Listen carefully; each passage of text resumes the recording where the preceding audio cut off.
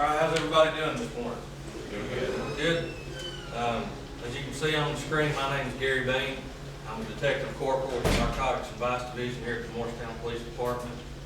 I'll tell you a little bit about myself first before we get started. I was born and raised here in Morristown, graduated from Morristown West in 1993. So I'll do the math for you. I'm 38 years old. Started at the police department in July of 1999. So I've been there 14 and a half years now. Spent about five and a half of those years on patrol, and I've been in the narcotics division for 9 years now. So over the last 9 years, I've kind of gotten to see what's happening as far as drugs go and how they're affecting our community, and that's kind of the basis of what this program is about. I got my associate's degree from Walter State in public safety and law enforcement, then I got a bachelor's degree from Tusculum College in organizational management. But enough about me. Let me tell you a little bit more about why I'm here and how I came to be here. Back in the spring, the Morristown Chamber of Commerce came to the police department, and their remarks to the police department were all of the local members of the chamber, the factories in town, local businesses, they were having trouble finding suitable candidates to hire because no one could pass a drug screen. So they had all these applicants coming in. They would fill out an application, call them up, send them for their drug screen. Nobody could pass them. I think one of the numbers that I heard probably last month was there was over 840 jobs available in Hamlin County, and one of the biggest problems was with filling those positions was, again, nobody could pass a drug screen. So that's the basis of where this came. They said, how can we help? We ended up getting a grant through the Chamber of Commerce to purchase some equipment. We put this program together in the hopes, the idea is 1, 2, 3, 4 years from now, we'll have an impact and we'll have more suitable candidates for hire here in Hamlin County. I've given this program a number of times at both high schools and Walter State Community College as well. So kind of try to spread it juniors and seniors and everybody that's in Walter State over there and you guys, and it's kind of what it's all about now.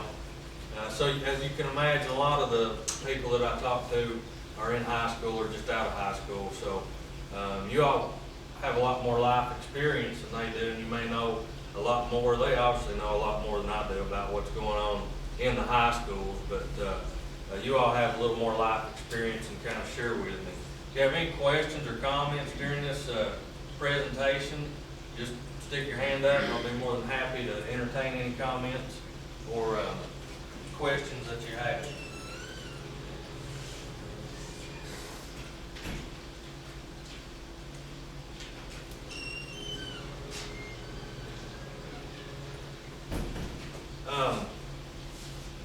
So let's get started right away. Overview of the presentation. First we're going to talk about a little more in depth about why I'm here. Purpose of the presentation. Then we're going to go into addiction and what addiction is, how it comes about and what it means. We're going to talk about alcohol specifically, and then each of these things we're going to talk specifically. We'll talk about synthetic drugs, illicit drugs as far as cocaine, methamphetamine, marijuana, things like that, prescription medications, and then we'll talk about some of the consequences of the use and abuse and especially addiction of any kind of drug or alcohol. When I talk about drugs, just include alcohol. Sometimes I say drugs and alcohol, sometimes I leave alcohol out. Alcohol is a drug as well, and when I say drugs, I'm also talking about them. So the number one reason that I'm here today is to save lives. And after you saw the title of this particular program is Saving Lives. Ultimately, the goal is to save lives. And I'm not talking about just save a life from death, but save lives from ruin as well.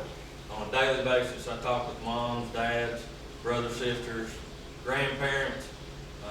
I see lives ruined on a daily basis because of the abuse and addiction to drugs and alcohol. So that's also an aspect of saving lives that is the goal today. Decrease substance abuse in the local community. Hopefully after you see, I give you some information about what I've seen, you'll realize what's going on, and hopefully that can decrease substance abuse. If we can do that, we can obviously improve the quality of life in our community. Encourage public safety and crime prevention. I'm sure most of you are well aware that drugs and other crimes like assaults, violent crimes, thefts, burglaries, they all go hand in hand. The people I deal with in the narcotics world are also the people our general investigators deal with in those types of crimes as well. And then prepare students to enter the workforce. That's kind of the secondary. That's how I got here, but I put it secondary. Again, the main goal is to save lives, but hopefully you'll see how what the negative impact is of the abuse and addiction to drugs, and prepare our local community, people in our community for the workforce. I hope that at no point, it's a whole lot easier to say this to you guys and you guys fully understand it, but because again, you're older than a lot of the high school kids. I talked to 250 high school seniors yesterday, so it's a whole different group. But we're going towards the same goal. But when I say this, you'll understand it better. I'm not up here preaching to you guys. I'm not up here talking down to you at all whatsoever. All I'm doing up here today is sharing the last 14 and a half years, what I've seen, the impact that I've seen that drugs have on our community, people's lives and their families. I'm just sharing with you. And hopefully through that sharing, you can take something back with you. Maybe there's something you'll see today on down the line can help you out, can help a family member out, friends. So that ultimately is what we're working towards. So let's talk about addiction real quick. And I want you to pay close attention to this definition because I want you to think about this definition as we talk about the impact that each and every one of these drugs have. And we talk about some of the statistics we'll get into a little bit later. I want you to go back and think about this definition of addiction. So the definition of addiction is a chronic, relapsing brain disease. It is a brain disease, which we'll talk a little more about. It causes compulsive behavior. Compulsive behavior despite harmful consequences to the addicted individual and those around him or her. And that's the big thing, the ripple effect is going on here. Everything that I've seen, it's never just the one person that has an abuse or addiction problem. They've all got moms and dads and brothers and sisters and wives and husbands. And unfortunately kids, I've seen kids be the victim of addiction as well. So think about that throughout the presentation when I talk about other things. Compulsive behavior, despite consequences, harmful consequences, to not only them but those around him or her. Now, drug addiction occurs with repeated use of a particular drug. And what the drugs are doing is they're kind of tricking the brain, and they mimic certain chemicals in the brain.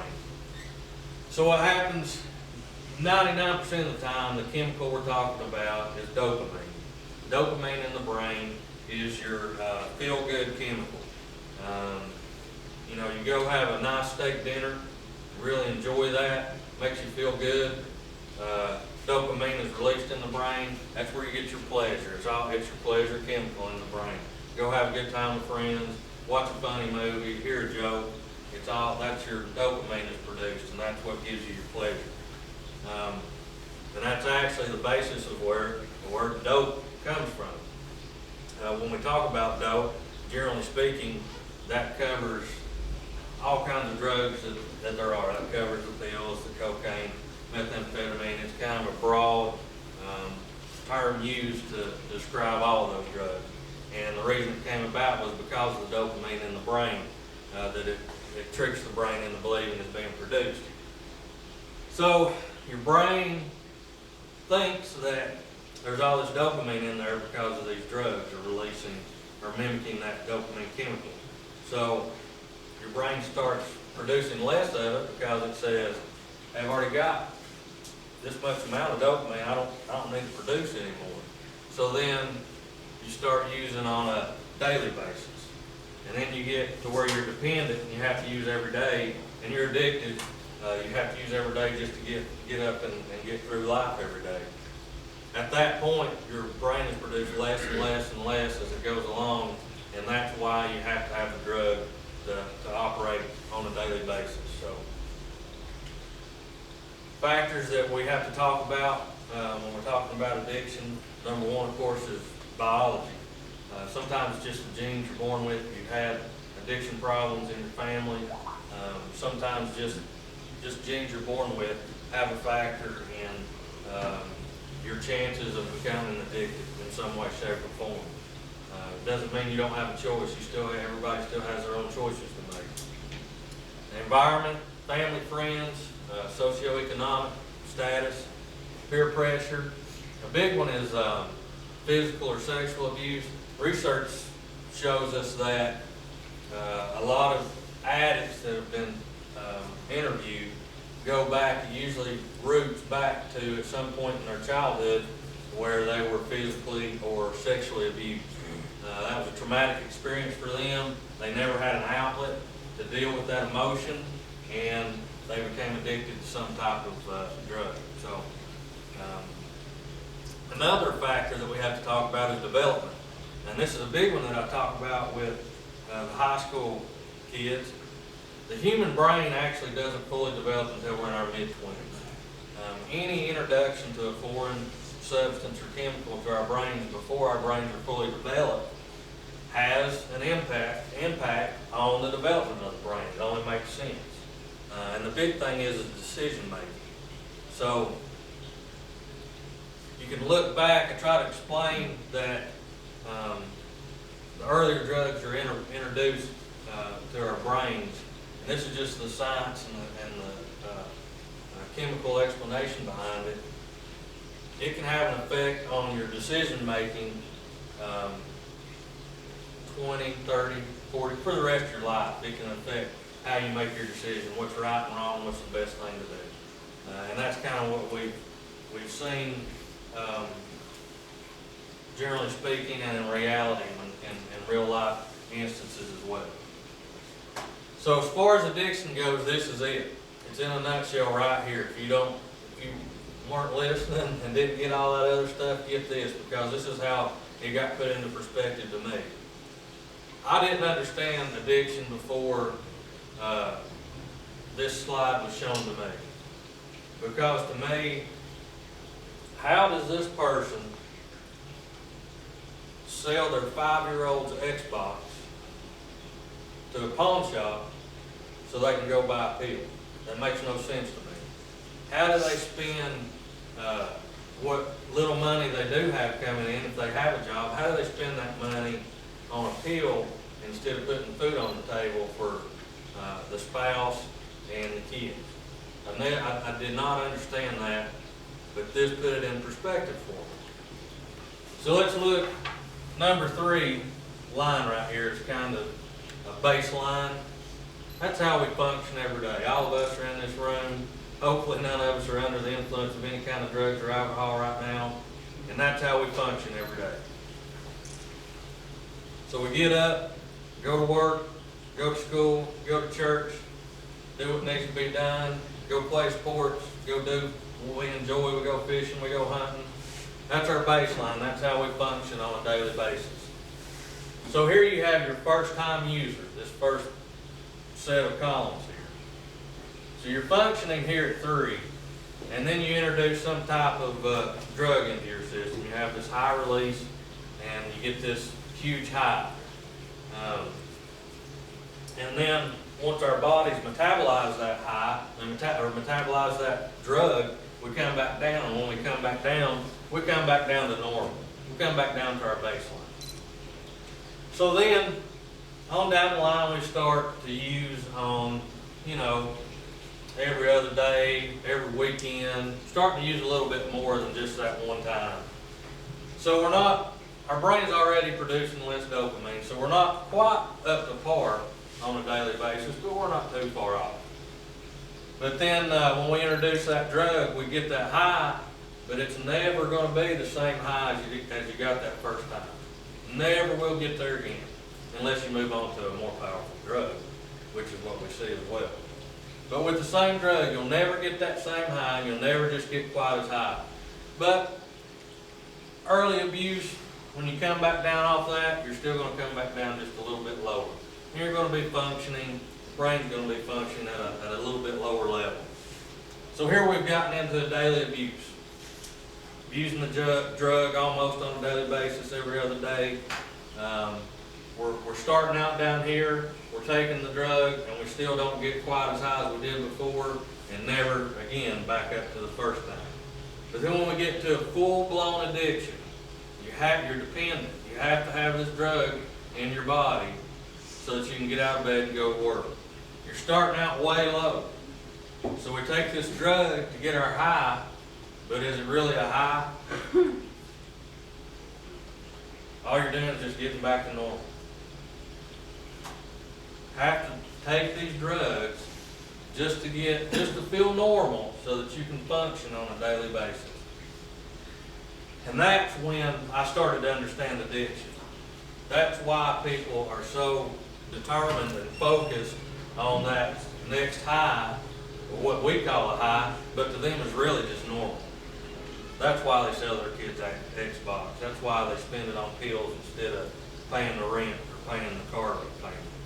So this really put things in perspective to me as far as addiction goes. I hope it does you too. Let me add that there's no one I've ever talked to and interviewed in my career that set out to be an addict. Nobody wakes up one day and says, I'm going to be an addict. This is just what happens over time, and it happens without you realizing it. Just like we talked about, the more you take it, the less your brain produces those chemicals until you finally depended on that drug to function. So alcohol real quick. According to National Institute on Alcohol Abuse and Alcoholism, 2009, 10.4 million people between the ages of 12 and 20 have drank more than a few sips of an alcoholic beverage. By age 18, 70% of teens had had at least one drink. Does that statistic surprise anybody in this room? Yeah, it doesn't me either. What's one thing that we can contribute the high use of alcohol among young people? Easy access to it. Easy access. It's legal. Alcohol in and of itself is legal. If you're over 21, it's legal to possess and consume. So it's legal. So that's one of the big reasons that there's a high potential for abuse among young people and everybody, just because of any age, because it is legal. Young people drink less often than adults, but when they do, they tend to binge drink because they can't get their hands on it very often. When they do get their hands on it, they drink as much as they can get their hands on. So they tend to binge drink. 4 out of 5 college students drink alcohol, and half of those college students that drink binge drink. 5,000 people under the age of 21 die from alcohol-related incidents each year. 1,825 college students between 18 and 24 die from alcohol-related unintentional injuries. I always tell the story when I talk about that particular statistic. I was actually in college at Emory and Henry up in Virginia for a while, and we had a set of train tracks that went by the campus, probably from me to the back wall back there from the property line. Train tracks went by. My dorm room was on the end of the building. I was on the very end of the building on the 2nd floor. At 3 o'clock in the morning, the light from the train shines through my window, depending on which direction it's going, and my whole bed vibrates, and they're blowing the whistle and all that stuff. It took like 3 months to get used to that, and I finally started sleeping through it. But anyway, that train track's real close. Across those train tracks is the only convenience store, real small town. So that's where all the college kids went over to buy the bread and bologna and beer and whatever else they needed to get through the week. But you had to cross the railroad tracks and the street to get there. There was a guy that was under the influence of alcohol while I was there. Was trying to get over to the store, thought he could beat the train. He didn't beat the train. And when you get hit by a train, you don't survive. And actually, in this particular case, you're not even in one piece anymore. So that's kind of an example of those unintentional alcohol-related injuries. Alcohol risk can also increase your chances to commit or be a victim of a physical or sexual assault. So not only does the consumption of alcohol increase your chances to be a victim, but it also increases your chances of being a criminal in that particular crime. We've talked about brain development in the 20s, but the thing is that alcohol and other drugs can affect not only the academic issues, but have that lifelong effect on decision making that we talked about. And of course, with any drug, alcohol included, increased chances of health problems related to the brain, heart, liver, pancreas, immune system, cancer, and suicide attempts when we're talking about alcohol. When I talk about any questions or comments about alcohol, let me ask this question real quick. What do you all feel like,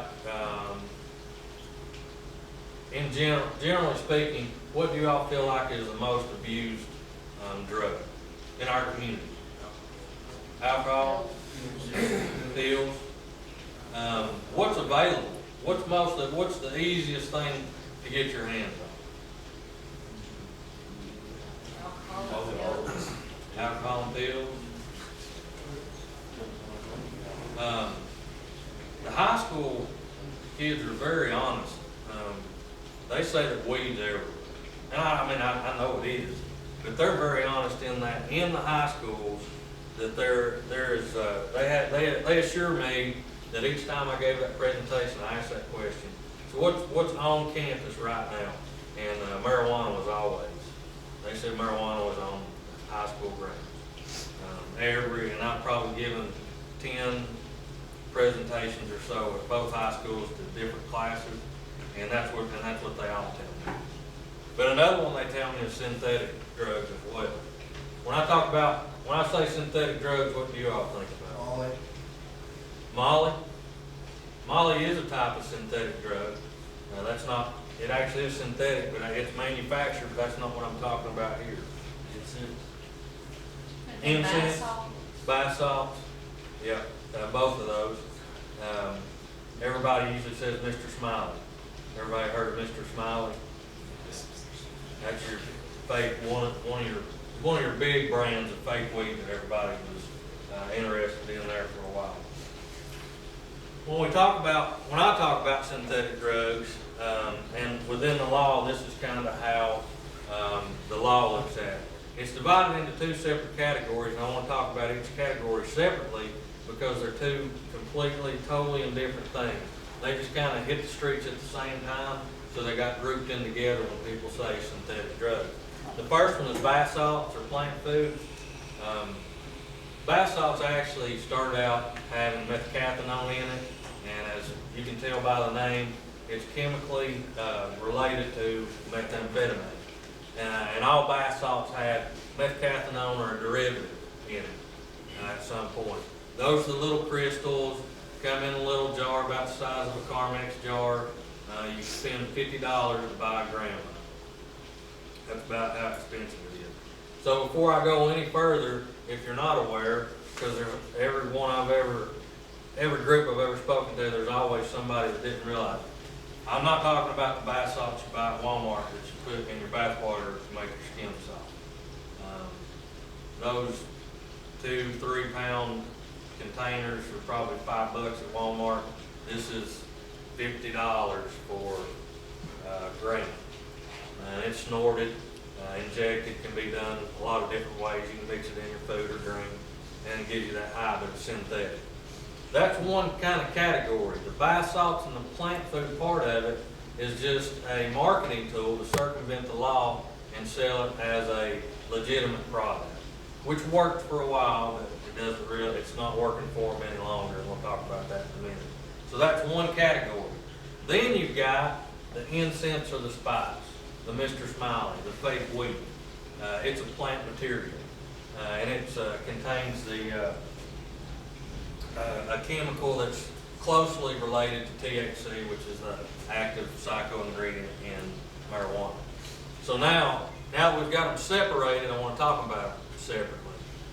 Talk about bath salts for a minute. Like I said, methcathinone are a derivative. What happened was we were catching up with them and said, oh, methcathinone is now illegal in the state of Tennessee. So they were changing one molecule in the chemical equation and coming up with a different chemical. So what we tried to do there for a while is keep up with them, and we were always one step behind in making these new chemicals. We were just adding them to the list. Well, now this is illegal. Now this is illegal.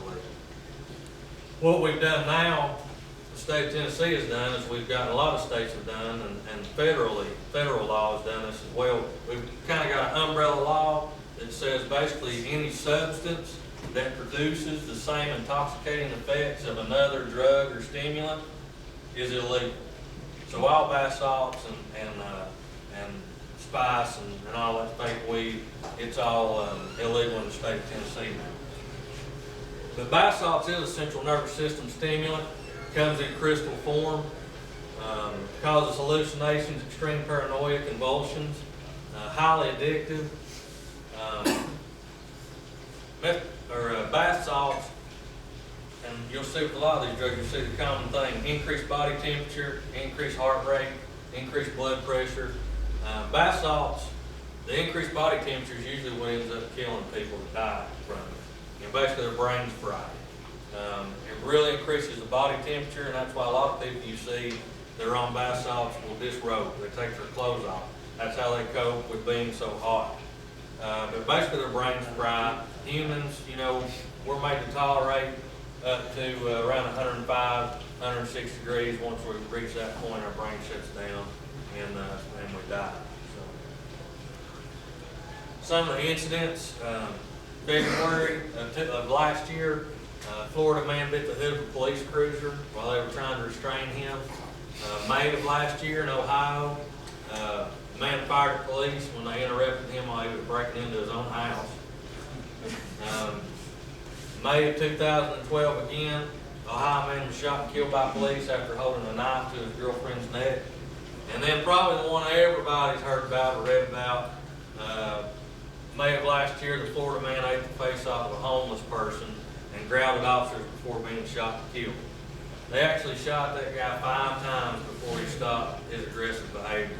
He was growling at the officers, and when they say that he ate the face off, I don't guess you'd say he ate his whole face off, but he was actually had him down on the ground, putting his teeth on the guy's cheeks, pulling off skin, muscle tissue, swallowing it, cannibalism. He was eating the guy's face. You can actually look on the internet and you can see pictures of the guy after they kind of tried to stitch him up out of the hospital. He survived, but the guy that was on the bath salt died. Got a video to show you on bath salt. Hopefully it'll work.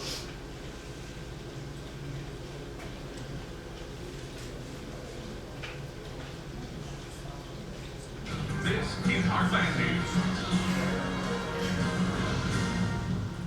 There's no way to know what could happen in there, but this could have happened to anybody. He spent years sharing his faith and battling his own demons, but using bath salts left a local man flailing on the floor of a convenience store, and less than an hour later, it killed him. We've seen the use of synthetic drugs cause people to do crazy, dangerous, and even deadly things across the country. That frightening level of reaction is happening here, and tonight we've got the proof. Kathy has the exclusive details in the Heartland News special report. Jeff, synthetic drugs can kill you. Just ask the family and friends of 40-year-old Charles Miles. The Harper man died back on July 5th, less than an hour after a convenience store surveillance cameras captured him in the middle of a disturbing and violent high caused by bath salts his sister says he bought right there in his hometown. There he comes in at about 4 seconds before 10 till. The final moment moments of Charles Wiles' life were captured in stilted shots of panic and pain. You can see that he falls on the ground, throws him off bucket. At this point, he's telling everybody, help me, they're after me. The 40-year-old, high on bath salts, appears to battle his imaginary attackers as stunned convenience store shoppers and workers look on. This is how I want people to remember my brother. Riles' little sister, Christine Booth, holds a recent photo of her brother.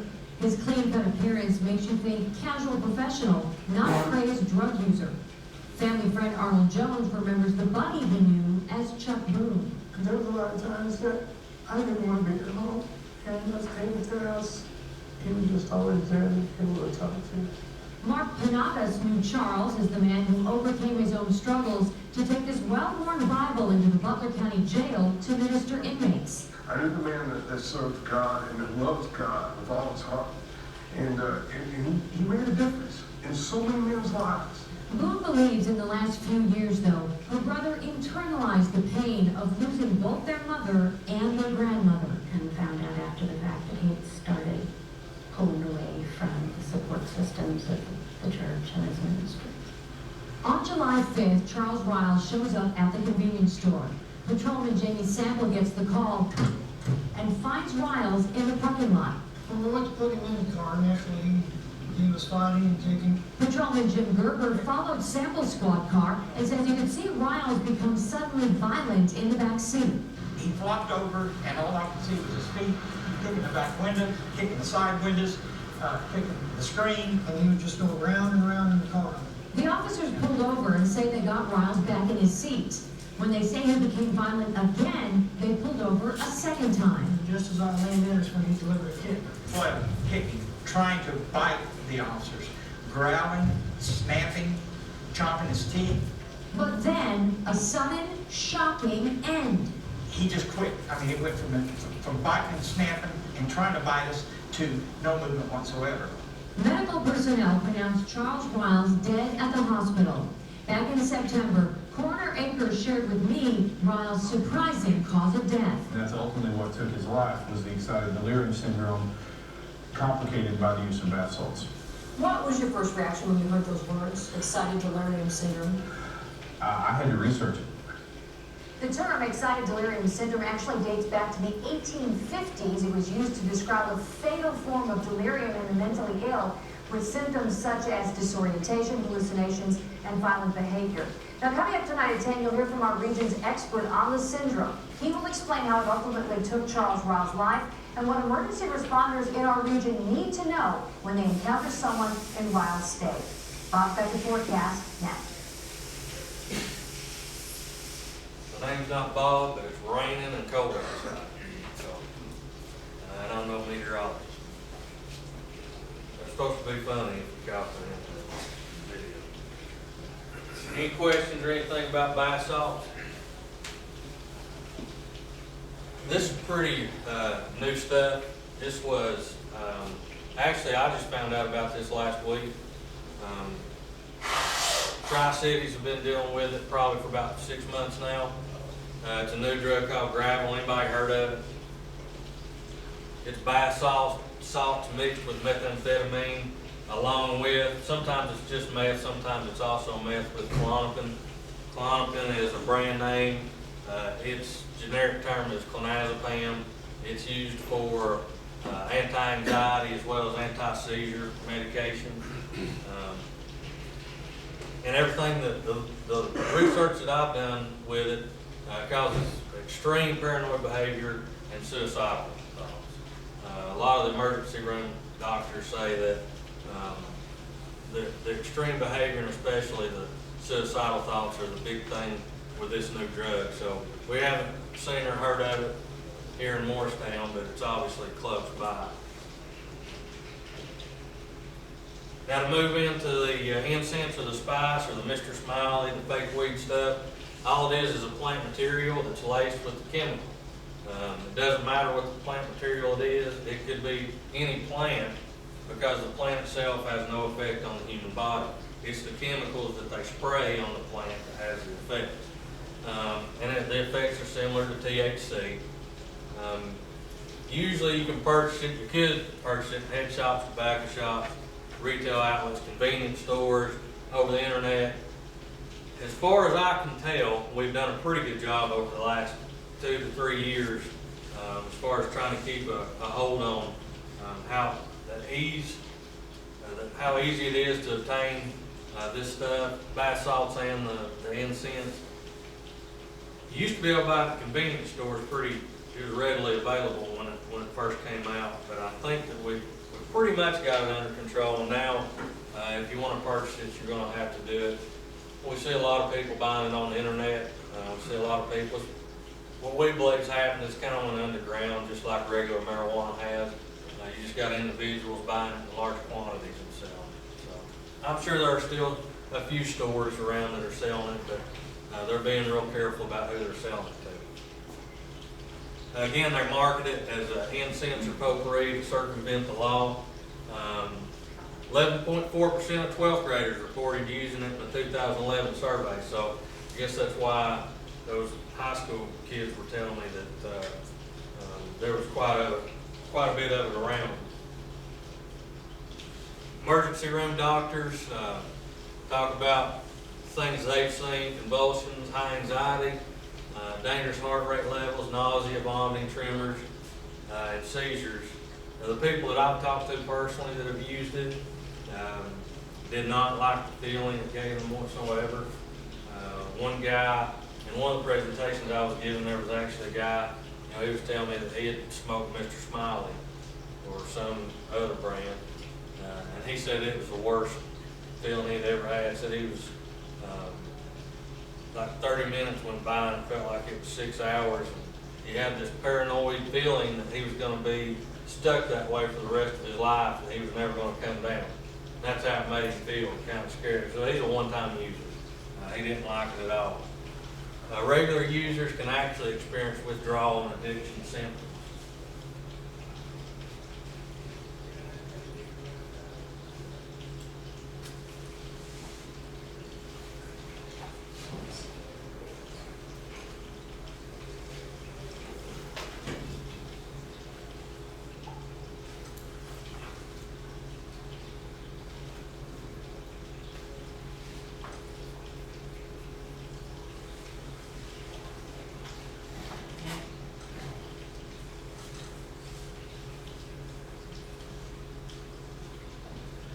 Yeah, that was all.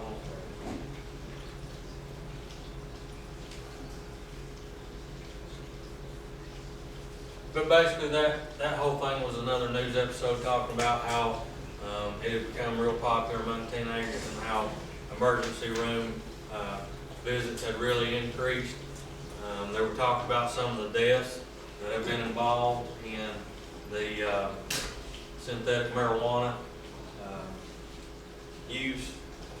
A lot of young people, teenagers, that had died as a result of the use of the synthetic marijuana.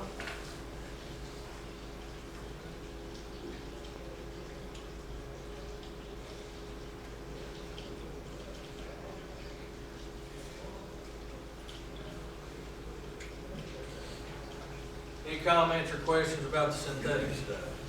Yes, sir. Why, when it comes to that synthetic, all that, especially with bath salt, since that's apparently such a big problem these days, why is that whole synthetic drug ordeal not just been going to the root of the problem? Been These what now? companies, why has it not been brought? Exactly. Why have they not took it to the companies making this stuff? Like, I mean, are they have a band of lawyers that are just loopholing every which way they can? No, the DEA's done a lot in the last year or two. They've actually, the DEA out of Johnson City has played a big part in getting manufacturers in Florida. There's a lot of manufacturers in Florida. There are a lot in around New England, up in the Northeast, and then there's a lot over out Northwest, Washington State and Oregon and places like that. And the local DEA office has been involved in investigating. Basically what they've done is they've found these people or stores that were selling the products and, started there and done all the paperwork, going back kind of the paper trail and leads back to the company. And they busted a lot of companies and large distributors. But it's just like methamphetamine. I mean, you've got super labs all over the place, you gotta find them. You know, they've shut a lot of them down and seized millions and millions and millions of dollars, because it is a big money maker. The thing with the synthetic stuff that I've seen, like with the marijuana, synthetic marijuana, is the place they raided in Florida, they've actually had huge cement mixers, and that's what they were mixing this stuff up in.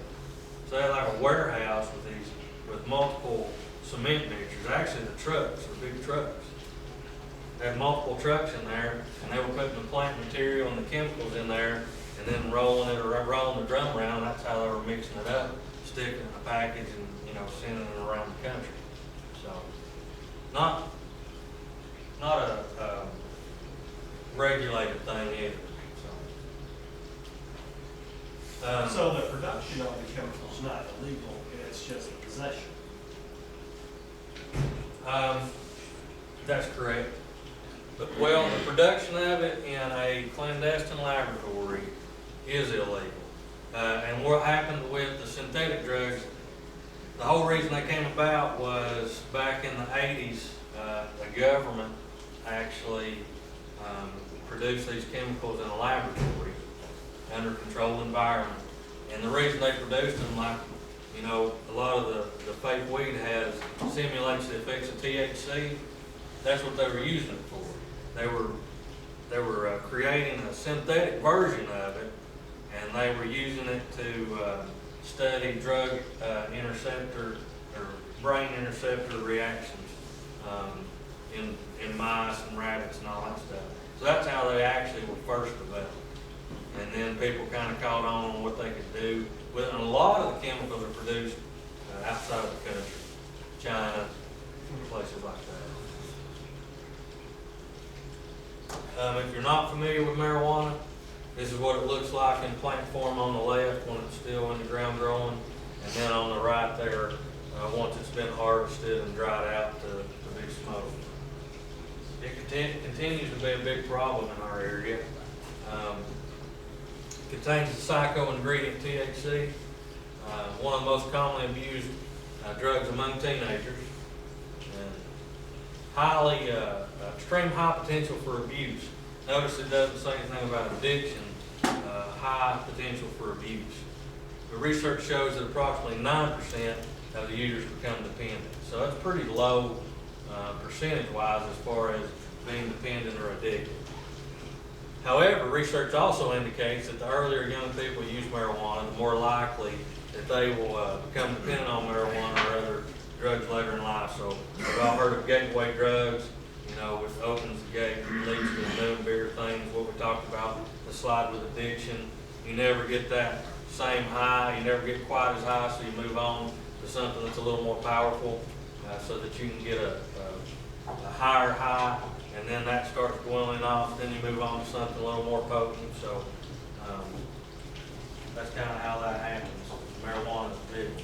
Effects of marijuana is apathy. You just don't care about much of anything. You lose your motivation, ambition, and interest in pursuit of your personal goals. Increased risk of depression, earlier onset of schizophrenia or other psychotic disorders. A lot of us don't have a choice. Again, it's our biology, it's our genes. We're born with some type of disorder. But we may never know it. It may never show itself in our lifetime. It may, but it may not. So what research has showed that the earlier you use marijuana, those disorders that you may not have had to deal with ever in your life, you will have to deal with it because it has that effect on the brain. The other side of it is, even if you did have to deal with some type of disorder, you're going to have to deal with it earlier in your life than you would have without the use of marijuana. High doses of marijuana can cause mental confusion, panic, and hallucinations. Most of what I've seen involved with that would be marijuana brownies. Most of the time people that are eating marijuana brownies are the ones that are having that panic and hallucination. I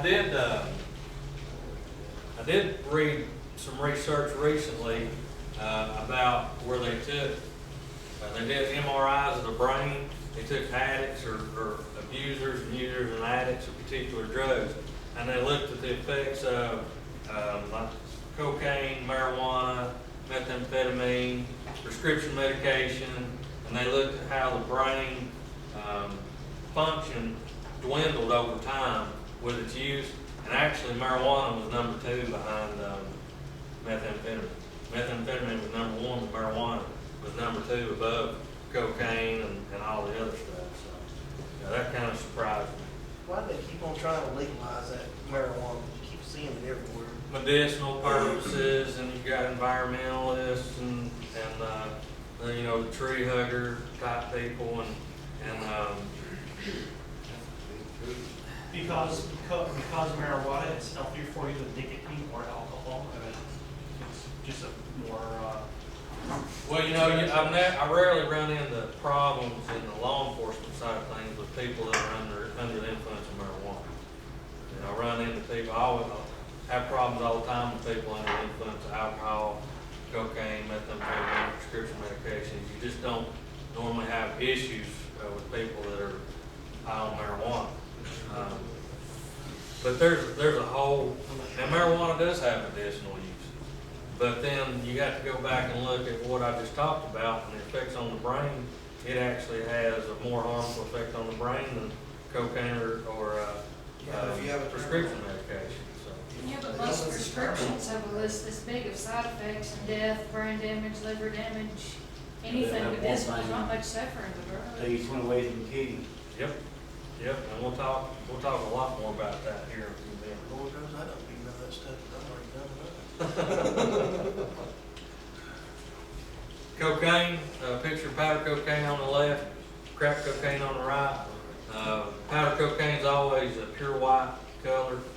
It's not necessarily always in powder form. Sometimes it's been compressed into a kilo and chunks broken off. So sometimes it's in chunks. Some people confuse the chunks of powder to be crack cocaine, but that's not the case. It's powder cocaine just compressed.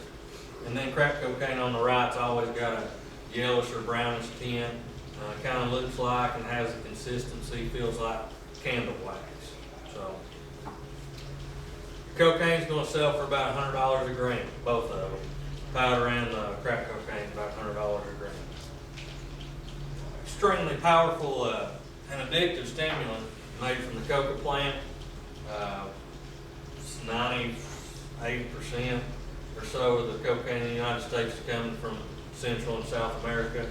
And again, you have the 2 forms, powder cocaine, crack cocaine. Crack is just powder cocaine that's been cooked into, processed into a rock-like substance. Effects of cocaine on the brain, it stops that dopamine production that we've talked about so much this morning, which can lead to addiction. Constricts on the body, it constricts blood vessels, increases body temperature. Again, heart rate, blood pressure, headaches, abdominal pain, nausea, malnourishment. You just don't tend to eat right when you're smoking crack. And heart attack, stroke, and of course death. A lot of what we've seen, not only locally, but I mean, you see it on TV all the time. You see about it on the news. You see about on those some of those Discovery Channel show those. You know, I almost got away with it or whatever. A lot of the smugglers will put cocaine or heroin or any kind of drug in a balloon and tie it off, or a little bag and tie it off, and they'll swallow it, smuggle it to wherever they need to smuggle it to, and then 2 or 3 days later, they get rid of it in the toilet, pull it out, clean it off, and then they smuggle it in. The problem is we've all got acid in our stomachs, and we're all different, and we all eat different things and drink different things, and there have been plenty of circumstances when those acids have eaten through the plastic of the balloon or the baggie, and then they get that full dosage of drug into their system. And basically what cocaine specifically will do, their heart explodes is what happens. So, and they'll die from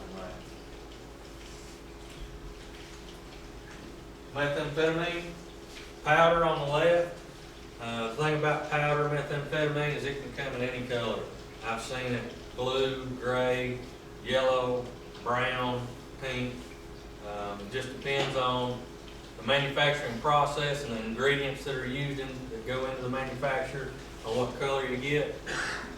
Crystal meth or ice on the right. That's kind of also what bath salts look like, just so that you can compare them. But crystal meth, I've only seen it in clear, blue, and pink. But again, they can make it any color you want. So again, about $100 a gram. Methamphetamine is highly, highly addictive. Has extreme effects on brain function.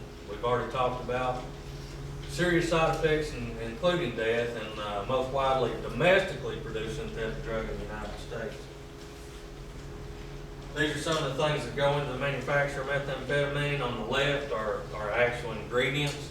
So you've got things like muriatic acid, acetone, Coleman camping fuel, starter fluid, brake cleaner, all that good stuff.